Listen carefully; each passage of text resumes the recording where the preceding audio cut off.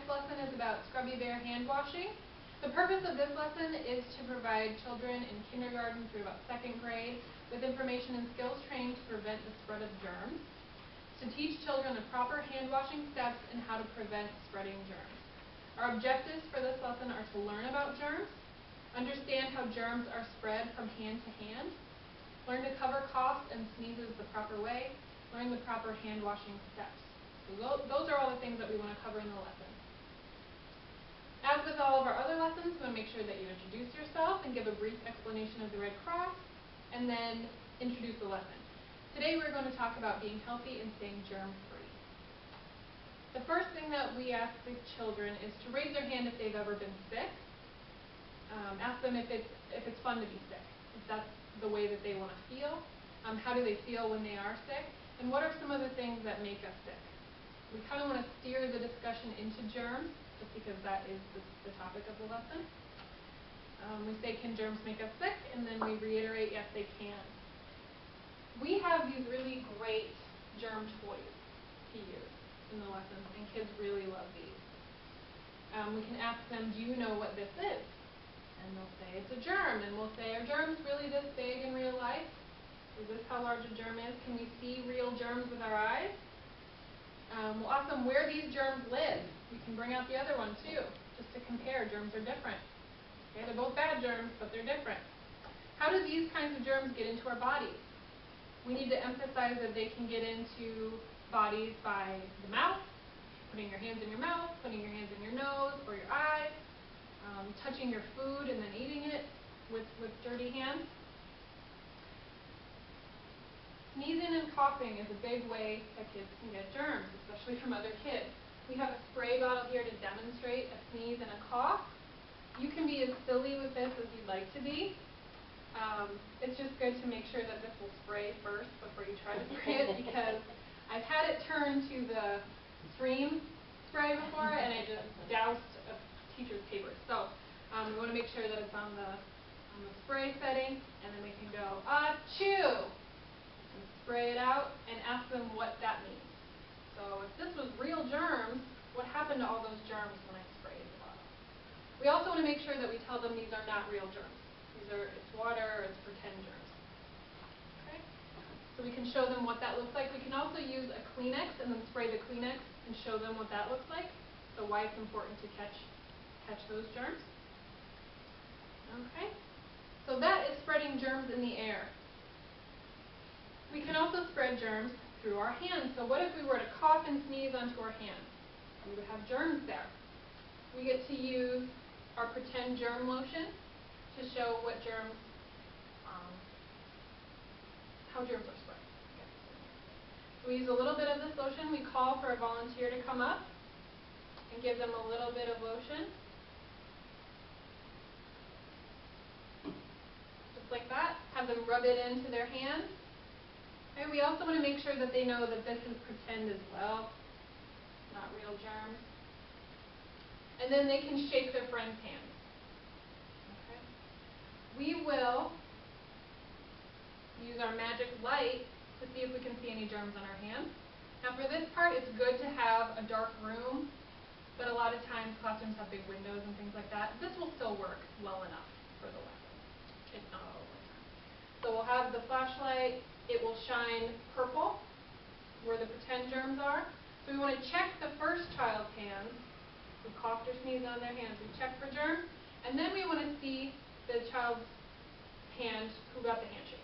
So how we're spreading the germs through the classroom, what that looks like. Okay, so we do that demonstration. Kids are really engaged with that lesson. They really enjoy it, and they all want to participate. But feel free to limit it to just a couple of kids. And if you need help from the teacher, you can ask them if there was a special helper for the day to come and volunteer, just to make it a little more organized, because sometimes it's hard to tell one child no and the other one yes to do the demonstration. Okay? So we make sure that we show them that demonstration, and then we talk about how we get rid of those germs. And they will all answer hand washing. They know that already. We need to wash our hands. We need to ask them when we should wash our hands. So playing outside, After we go to the bathroom, before we eat, after we eat, coughing or sneezing, anytime they're dirty. A couple of things that they won't mention first, or an answer they won't give, is anytime they play with their pets or other animals, or first aid. So if somebody's bleeding, they need to make sure they wash their hands. We want to reiterate that we wash our hands so that we don't get germs into our bodies. And then we talk about how we wash our hands. Now with this, I took a little creative license to teach this part of the lesson. With each one of these pictures, I have an action that goes with them. Okay, so for our first step, this is turning on the water and getting our hands wet. So I'll have everybody turn on the water and get their hands wet. Okay? The next step is to use soap. And as you're going through these steps, you can ask them what the step is, because they can see the picture. So we'll say we use 1 pump of soap, and this is our action. 1 pump of soap. Then we do scrubbing our hands. Scrub them just like this. Make sure they get in between their fingers, under their fingernails. For this step, we also sing a song. You can have the kids choose ABCs, Twinkle Twinkle Little Star Twice, or Happy Birthday to Scrubby Bear.